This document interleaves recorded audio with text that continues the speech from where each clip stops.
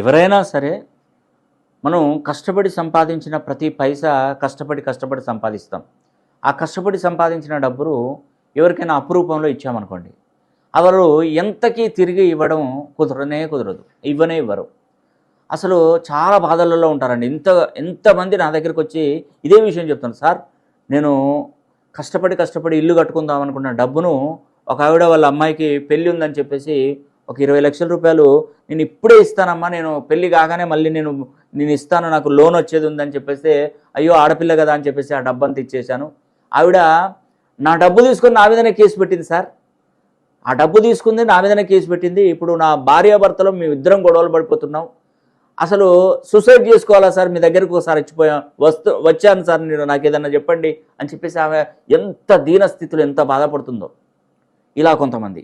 ఇంకా కొంతమంది చాలామంది వాళ్ళు ఏం చేస్తున్నారంటే, ఏదో వాళ్ళు డబ్బు ఇంట్లో ఉంటే ఏం చేస్తుంది, బ్యాంకులో ఉంటే బయట వేస్తూ రూపాయి, 2 రూపాయలు, 3 రూపాయలు ఇంట్రెస్ట్ వస్తుందని వాళ్ళకి ఇస్తే అవి పట్టుకొని ఉడాయించుకొని పోవడం.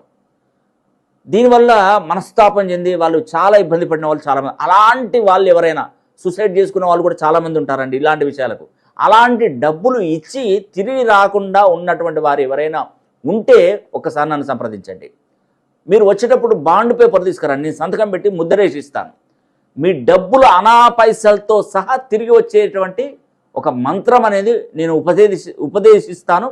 బీజాక్షర మంత్రం. దాన్ని చదువుకుంటూ నేను చెప్పినటువంటి చిన్న చిన్న పరిహారాలు చేసుకోండి. వితిన్ కొద్ది రోజులన్న ఒక 100 days లోపే మీరు ఎవరికైతే డబ్బులు ఇచ్చారో ఆ డబ్బులన్నీ కూడా పైసలతో సహా మీ ఇంటికి వచ్చి చేరుతాయి. ఖచ్చితంగా నేను చెప్తున్నాను, ఇది రాసి పెట్టుకోండి. దీనికి ఒక దివ్య తంత్రం అనేది కూడా నేను ఇస్తాను మీకు. ఖచ్చితంగా మీరు బాగుపడతారు. 100% మీ డబ్బులు మీకు తిరిగి వస్తాయి.